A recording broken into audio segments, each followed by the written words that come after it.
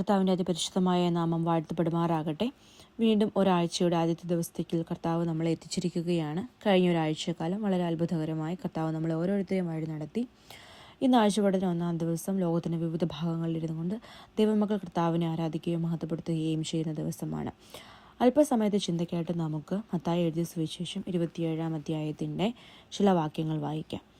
1-ാം വാക്യം: പുലർച്ചയ്ക്ക് മഹാപുരോഹിതന്മാരും ജനത്തിൻ്റെ മൂപ്പന്മാരും എല്ലാം യേശുവിനെ കൊല്ലുവാൻ കൂടി ആലോചിച്ചു. അവനെ ബന്ധിച്ചു കൊണ്ടുപോയി നാടുവാഴിയായ പിലാത്തോസിനെ ഏൽപ്പിച്ചു.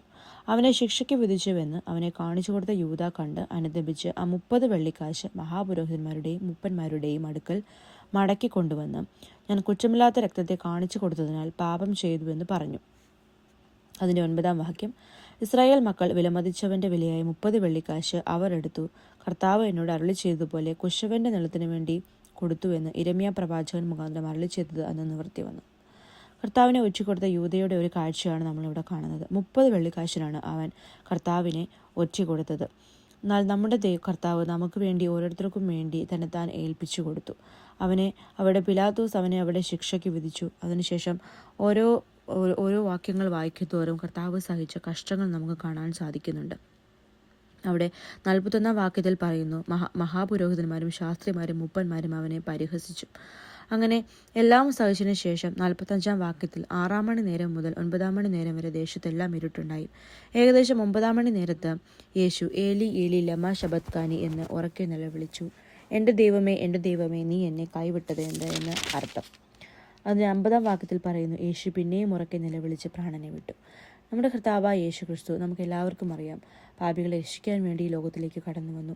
പാപികളായ നമ്മൾക്ക് ഓരോരുത്തർക്കും വേണ്ടി, പുറംപറമ്പിൽ എറിയപ്പെട്ടിരുന്ന നമ്മളെ ഓരോരുത്തരെയും രക്ഷിക്കുവാൻ വേണ്ടി കർത്താവ് നമുക്ക് വേണ്ടി ഏൽപ്പിച്ചു കൊടുത്തു. അവൻ തന്നെത്താൻ ഏൽപ്പിച്ചു കൊടുത്തു, മരിച്ചു, അടക്കപ്പെട്ട് ഉയർത്തെഴുന്നേറ്റു, ഇന്നും ജീവിക്കുന്നു. ഈ ഒരു ദൈവത്തിന്, നമ്മുടെ കർത്താവിനെ ഇസ്രായേൽ മക്കൾ ഇട്ടുകൊടുത്ത വിലയാണ് വെറും 30 വെള്ളിക്കാശ്. എന്നാൽ നമുക്കറിയാം നമ്മുടെ കർത്താവായ ദൈവം ആരാണ് എന്ന്.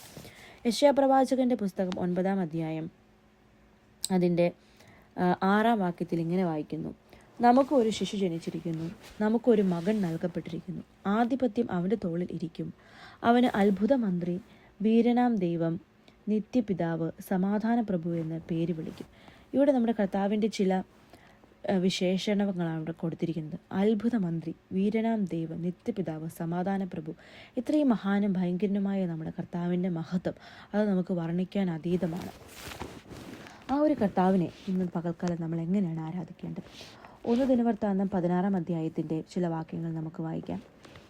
അതിന് 25-ാം വാക്യം: യഹോവ വലിയവനും അത്യന്തം സ്തുത്യനും സകല ദേവന്മാരിലും അതിഭയങ്കരനുമല്ലോ. അതിഭയങ്കരനായ നമ്മുടെ കർത്താവിനെ നമുക്ക് ആരാധിക്കാം. അതിന് 29-ാം വാക്യത്തിൽ പറയുകയാണ്, യഹോവയ്ക്ക് അവൻ്റെ നാമത്തിൻ്റെ മഹത്വം കൊടുപ്പിൻ, കാഴ്ചയുമായി അവൻ്റെ സന്നിധിയിൽ ചെല്ലുവിൻ, വിശുദ്ധ വസ്ത്രം ധരിച്ച് യഹോവയെ നമസ്കരിപ്പിൻ. നമ്മുടെ കർത്താവിന് അവൻ്റെ നാമത്തിന് തക്ക മഹത്വം നമ്മൾ കൊടുക്കണം. ഇന്ന് ഞായറാഴ്ച സമയത്ത് നമ്മൾ ആരാധിക്കാൻ പോകുമ്പോൾ വളരെ ഭയഭക്തിയോടുകൂടി കർത്താവിൻ്റെ മഹാനും ഭയങ്കരനുമായ നമ്മുടെ ദൈവത്തെ നമ്മൾ ആരാധിക്കുവാൻ കടന്നു ചെല്ലുമ്പോൾ നമ്മുടെ കർത്താവിന് അതിൻ്റെ നാമത്തിന് ഒത്ത മഹത്വം കൊടുത്ത് ആരാധിക്കുവാൻ നമ്മൾ ഓരോരുത്തരെയും കർത്താവ് സഹായിക്കുമാറാകട്ടെ. എല്ലാവരും അനുഗ്രഹിക്കുമാറാകട്ടെ. വചനങ്ങൾ ദൈവനാമം വാഴ്ത്തപ്പെടുമാറാകട്ടെ.